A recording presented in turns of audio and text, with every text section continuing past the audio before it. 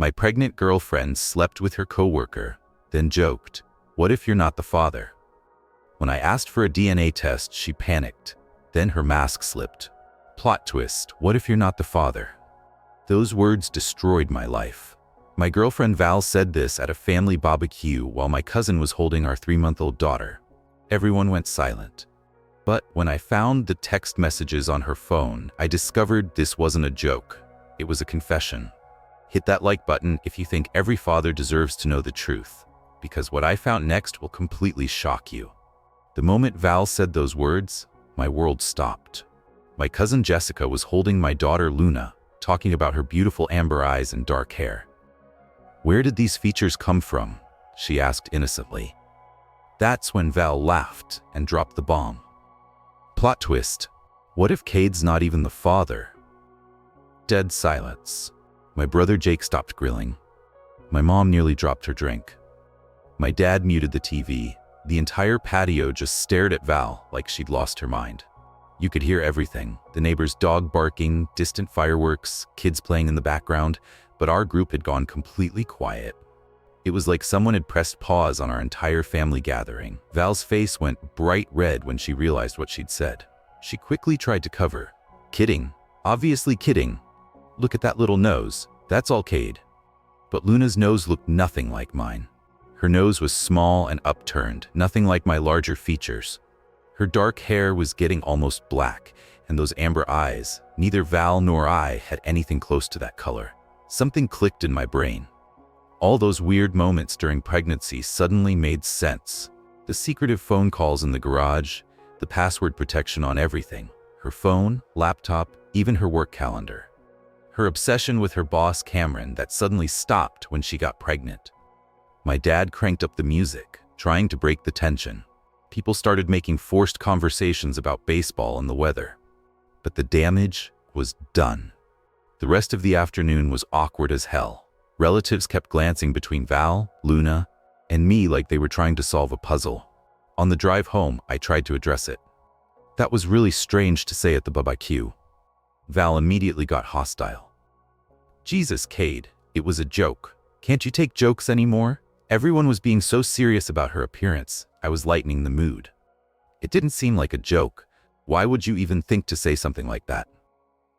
Maybe you should trust your girlfriend instead of letting one stupid comment send you into paranoid mode." She was getting loud, and Luna started fussing in her car seat. We drove the rest of the way in tense silence. That night, I couldn't sleep. Val's joke kept replaying in my head. Why would someone joke about paternity unless they weren't sure? And why did she panic so much when no one laughed? I started thinking about everything that had seemed off during her pregnancy and since Luna's birth. The timeline was adding up to something I didn't want to believe. For weeks after the barbecue, I started watching. Really watching. And what I saw terrified me. Val would get text messages at weird hours, 6 a.m., 11 p.m., and delete them immediately after reading. When I asked who was texting so early or late, she'd claim it was work colleagues in different time zones or automated notifications from apps. She'd take calls in the garage, claiming better reception. Even though I'd tested it multiple times, the reception was actually worse out there. When I pointed this out, she got defensive, saying she needed the quiet environment for work concentration. She started going to the gym again, which made sense for getting back in shape after pregnancy. But her schedule was weird. Always early morning or late evening when I was home with Luna. When I suggested coordinating schedules for more convenient times, she claimed these were the only slots her personal trainer had available. When Luna cried, Val would comfort her efficiently, but without the natural mother instincts I expected. She'd hold Luna when necessary, but didn't seem to enjoy those quiet bonding moments. She never talked about future plans with Luna, activities they'd do together, what she'd be like growing up. Typical new parent dreams. When relatives visited and made comments about Luna's development or appearance, Val would find reasons to take Luna to another room, or would redirect conversations to completely different topics. One morning, while she was getting dressed for the gym, her phone buzzed on the kitchen counter. The preview message made my blood freeze. "Can't stop thinking about our family time yesterday." The sender was saved as just C, one letter. My hands were shaking. My girls, plural. See you both again, meaning this person had already seen Val and Luna before. When she came downstairs and saw me near her phone, she quickly grabbed it. Ready for my workout, she said brightly, but I noticed her hands were trembling. Who's been texting you? Just gym app reminders, she said, but wouldn't make eye contact. I couldn't stop thinking about that message. Who was C? Why were they calling Val and Luna my girls? And when had they seen them before? I started paying attention to other details I'd been unconsciously noting. Val never seemed curious about Luna's development milestones. She didn't take many photos, didn't seem interested in documenting memorable moments. She avoided talking about Luna's future or planning activities they'd do together as she grew older. But here's where it gets insane. 3 weeks after seeing that text message, I was changing Luna's diaper when she had a massive blowout. I mean, everywhere. Her clothes, the changing pad, somehow even the wall behind the changing table. I needed help immediately, but my phone was dead and plugged in upstairs. Val's phone was sitting on the coffee table, and I could hear the shower running. Here's the thing. I knew her passcode. She'd used it in front of me hundreds of times, never thinking to hide it. 12:07, our anniversary date. I grabbed her phone and unlocked it to call my mom for cleanup advice. As I was pulling up my mom's contact information, another text notification popped up from C. When can I see Luna again? I miss holding my daughter. Without thinking, I clicked on the notification to see the full message. What I found completely shattered my entire world. But it wasn't just the recent messages that destroyed me. I scrolled up and found something that made me physically sick. Messages from when Val was 7 months pregnant. Can't wait to see you tonight. Cade's working late again. The things you do to me, even pregnant, you drive me crazy. Hotel room 237, same as always. We have to be more careful. If Cade finds out now, my hands were shaking. She'd been sleeping with Cameron throughout her entire pregnancy. While I was working overtime to pay for baby supplies, while I was painting the nursery, while I was reading pregnancy books, she was screwing her boss. But then I found the message that made me want to vomit. Doctor says we need to maintain intimacy for healthy pregnancy. Cade's been so good about that. He has no idea he's helping your baby develop properly.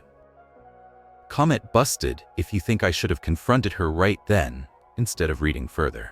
Months of text conversations between Val and someone she called Cam, obviously Cameron from her work. Messages that dated back to before Luna was born, during her pregnancy, and continuing right up to the present day. But what I found next made everything 1,000 times worse. Cameron had responded to that message with, "LMAO, he's literally helping us. Poor guy has no clue." They were laughing at me. Laughing at how I was unknowingly helping another man's baby while he screwed my girlfriend behind my back. The more I scrolled, the sicker I felt. Cade brought me prenatal vitamins today. So thoughtful. He's already talking about college funds. I almost feel bad. Don't feel bad. He's happy, we're happy, everyone wins. Meeting you tomorrow while he's at that work conference. The betrayal wasn't just about the affair or the paternity. They had turned my love and care into a joke. Every thoughtful gesture, every sacrifice I'd made, every moment of excitement about becoming a father, they had mocked it all. My hands were trembling so badly, I could barely operate the phone, but I managed to keep reading. There were photos too. Pictures of Luna that I'd never seen before. Pictures Val had apparently sent to Cameron without telling me. Pictures of Luna sleeping, pictures of her during playtime, even pictures of her first bath that I thought had been just for our family memories. Cameron had been receiving a complete photo diary of Luna's development. But the worst part was the photos Cameron had sent back. Pictures of a man holding Luna during what must have been secret visits. A man with dark hair and amber eyes that looked exactly like Luna's. Pictures taken in locations I didn't recognize. Not our house, not Val's parents' house. Cameron had been secretly parenting Luna while I did it publicly. There were messages about him helping financially too. The baby supplies are in your car, and I left the formula money in the usual place. And she needs the doctor visit covered. So while I was working overtime to support our growing family, while I was falling in love with being a father, while I was planning our future together. Val was living a complete double life. I screenshot everything before the shower upstairs turned off. The evidence was overwhelming and undeniable. When Val came back into the living room, I was sitting on the couch holding Luna, trembling with rage. The betrayal was so deep I could barely form words. "Everything okay?" she asked, toweling her hair. "You look pale. Did something happen with Luna?" I handed her the phone with the text conversation still open. "Explain this." She looked at the screen and her face went completely white. But instead of the shame I expected, she got defensive. "Cade, you went through my phone? How dare you violate my privacy?"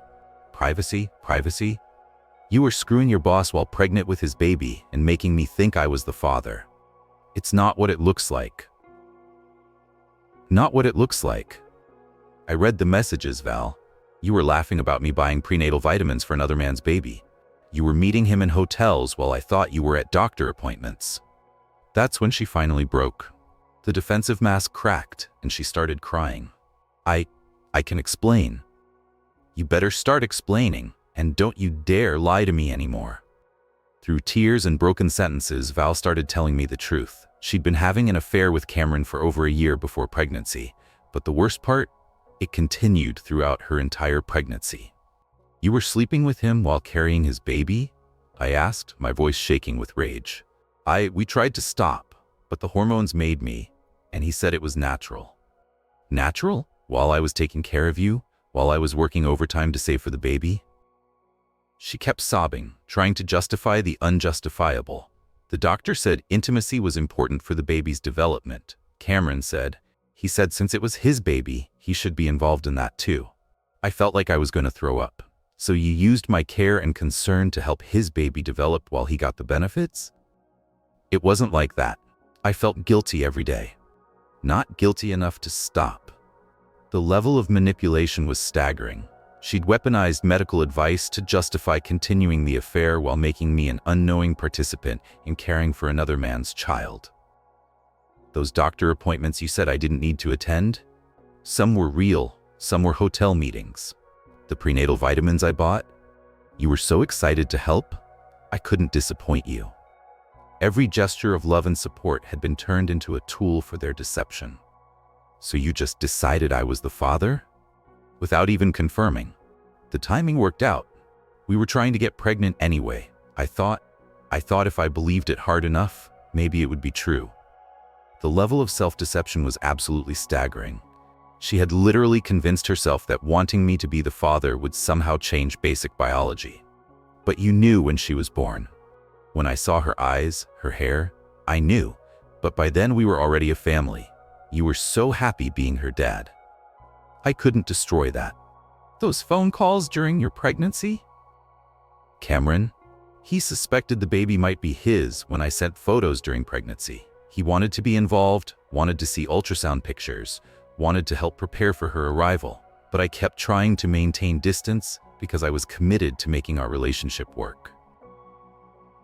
And after Luna was born, he's been meeting us sometimes. When you're at work, when you think we're running errands.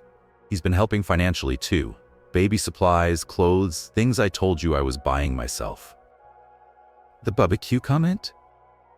I've been going crazy keeping this secret from you, from our families, from everyone. It just slipped out.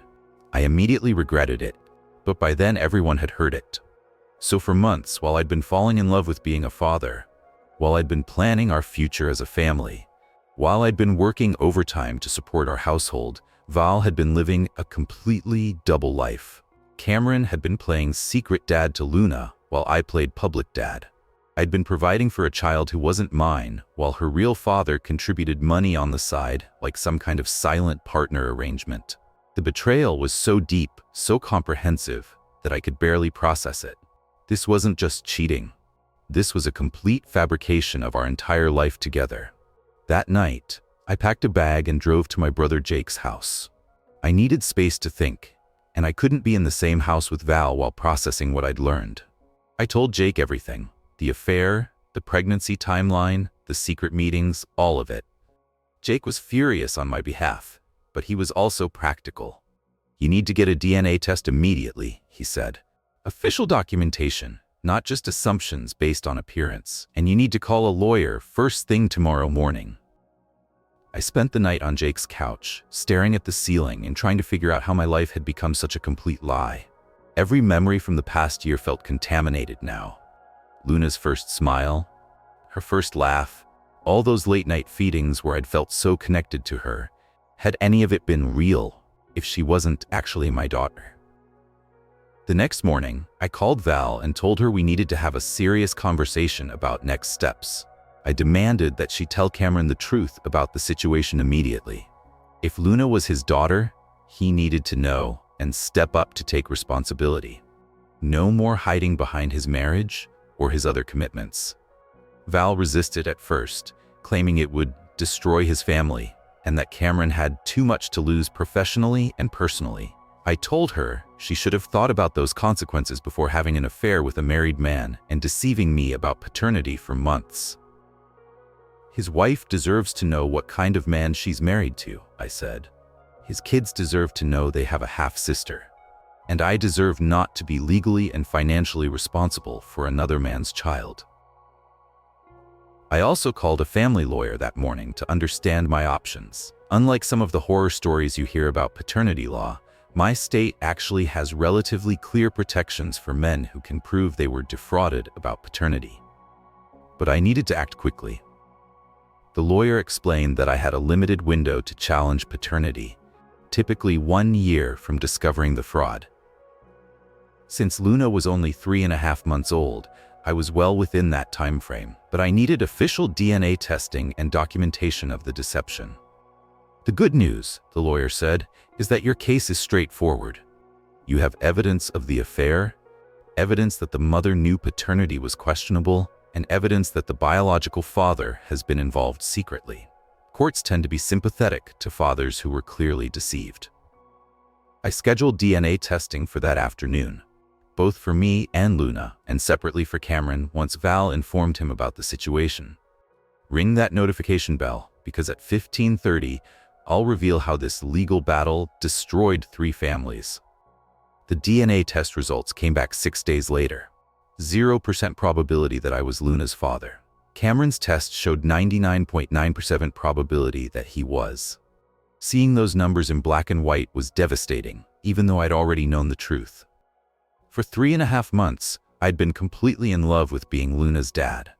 I'd changed hundreds of diapers, done countless feedings, spent hours just watching her sleep and marveling at this tiny person I thought was part of me. Now I had scientific confirmation that none of that biological connection had been real.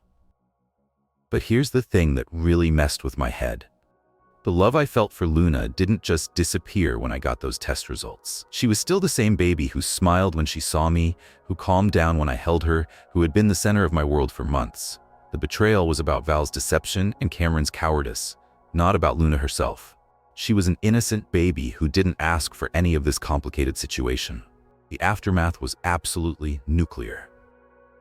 When court papers were served to Cameron at his workplace, his wife Lisa discovered everything.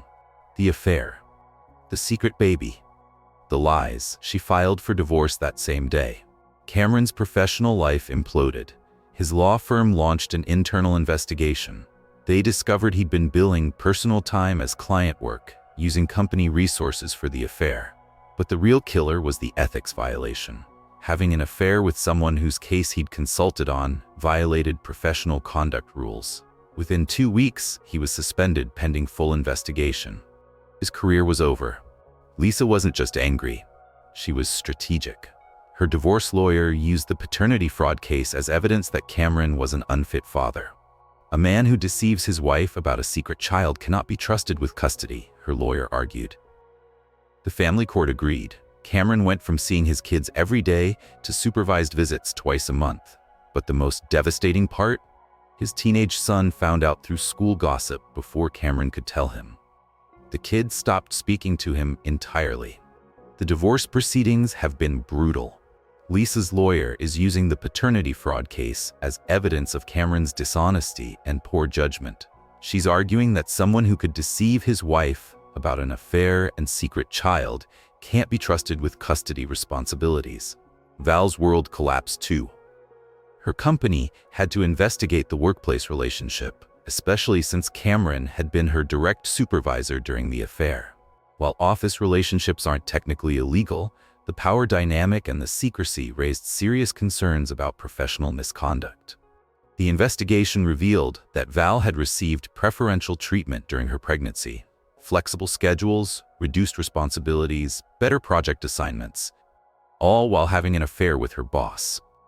Her coworkers felt deceived and started questioning whether her promotions had been merit-based. She's also facing potential legal consequences for paternity fraud, in my case. While it's not a criminal matter in our state, she could be liable for financial damages related to the deception.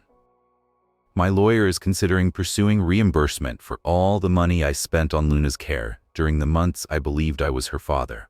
But the most immediate impact was that she was suddenly a single mother with a baby whose father was in the middle of a messy divorce and whose career was in shambles. My own legal situation took 4 months to resolve.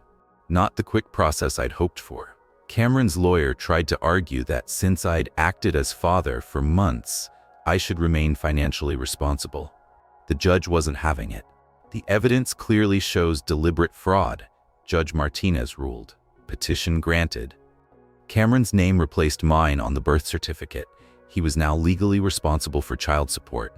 But here's where things got complicated on a personal level. Even though I was legally free from responsibility, I had fallen in love with Luna during those first few months of her life.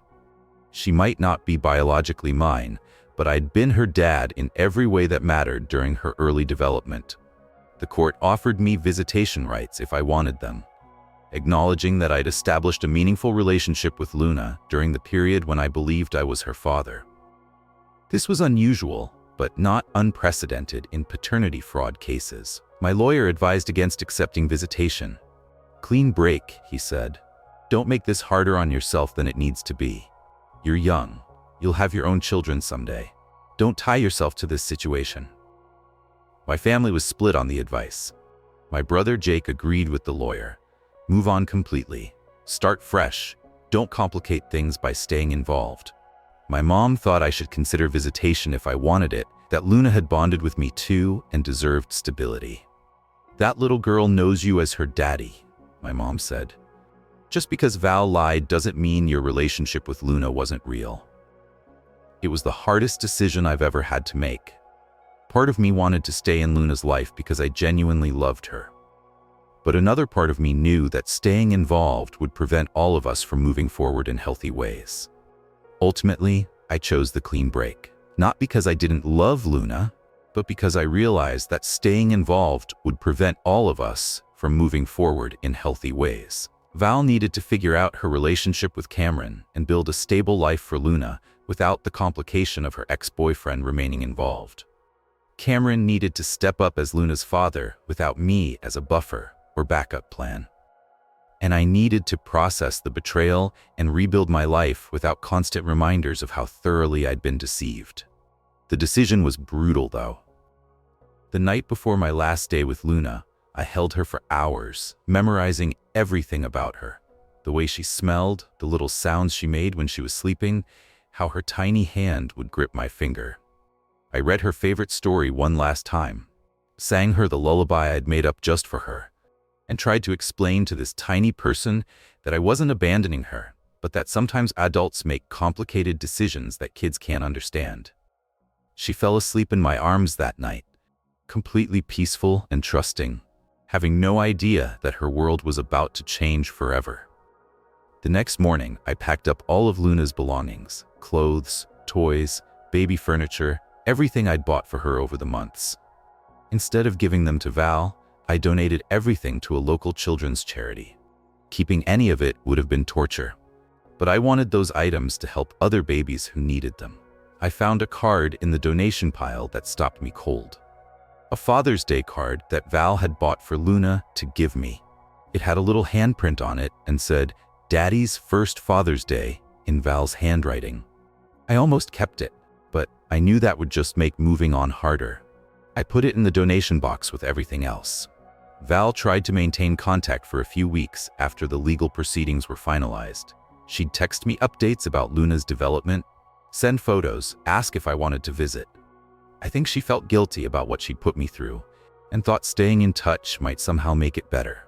But every text, every photo, every reminder of Luna just reopened the wound. I finally had to block Val's number and ask her to communicate only through lawyers if there were any remaining legal issues. The last thing I heard about them was from a mutual friend who mentioned that Cameron had moved Val and Luna into a rental house near his new apartment. He was trying to be present as Luna's father while navigating his divorce and custody battle with his other children. His ex-wife was making things as difficult as possible, claiming that his deception about Luna proved he was an unfit father to their legitimate children. The custody battle was getting ugly, with both sides hiring expensive lawyers and fighting over everything from visitation schedules to who could pick the kids up from school. It's been 6 months since I walked away from that situation. Some days are harder than others. I still have photos of Luna on my phone that I can't bring myself to delete. Sometimes I wonder how she's doing, whether she's hitting her developmental milestones, what her first words will be. But I'm in therapy working through the trust issues and the grief of losing someone I thought was my daughter. I'm focusing on rebuilding my life, advancing my career, currently overseeing a custom waterfront home project that's been incredibly fulfilling, and figuring out what I want my future to look like. I moved to a different part of town to avoid accidentally running into Val or Cameron. Started dating again, very slowly and carefully, with complete honesty about what I'd been through. I'm actually seeing someone now, Sarah, a teacher I met at a coffee shop. She's patient, understanding, and values honesty as much as I do. Trust doesn't come easily anymore. When someone says they're working late, part of me wonders if they really are. When someone is protective of their phone, I notice it immediately. When someone's story doesn't quite add up, I pay attention in ways I never did before. But I'm learning that not everyone is like Val. Most people are honest about important things, even if it's difficult. Most people understand that trust is the foundation of any real relationship. Here are the key red flags I should have caught earlier that might help others. Sudden secrecy about phone and computer usage, taking personal calls in strange locations claiming better reception, major personality shifts during stressful life events, defensive reactions to innocent questions about behavior, work relationships becoming overly personal or secretive, stories that don't quite add up when you ask follow-up questions, emotional distance from major life events like pregnancy or childbirth, avoiding discussions about future plans or family activities, getting upset when relatives comment on family resemblances, changing passwords on devices that were previously open. Trust your instincts. If something feels wrong in your gut, investigate it. Don't make excuses for behavior that doesn't add up. Don't ignore red flags because you want to believe the best in someone you love. Get a DNA test if you have any doubts about paternity. It's not about not trusting your partner. It's about protecting yourself and ensuring that everyone involved knows the truth. The test can be done discreetly and will give you peace of mind either way. Lawyer up immediately if you discover paternity fraud. The legal system can be complicated, but there are protections for men who have been genuinely deceived. Don't wait and hope things will work out on their own. You have limited time to challenge paternity in most states. The therapy has helped me understand that the love you feel for a child doesn't have to disappear just because biology says they're not yours. But you also don't have to sacrifice your own future and well-being to maintain relationships that were built on lies. For everyone asking about whether I'll have kids of my own someday, absolutely. This experience hasn't made me afraid of fatherhood, just more careful about who I choose to build a family with. When I do have children, it will be with someone who values honesty as much as I do. As for Val and Cameron, I heard through mutual connections that his divorce was finalized about 3 months ago. He has limited visitation with his older children due to the affair and deception issues, but he's apparently committed to being present for Luna. Val found a new job at a different company and is trying to rebuild her professional reputation. I don't wish them ill. I hope they've learned from their mistakes and that they can provide Luna with a stable, loving environment. But I'm glad to be out of that situation and moving forward with my own life. The experience taught me that sometimes the people closest to us are capable of the deepest deceptions. But it also taught me the importance of standing up for myself and not accepting lies just to maintain peace. Smash that like button if this story showed you the importance of trusting your instincts in relationships. Share it with anyone who might need to hear this message, and subscribe for more real relationship stories that matter. Remember, you deserve complete honesty from the people you love. Trust your gut, protect your peace, and never settle for anything less than the truth. Thanks for watching, and I'll see you in the next one.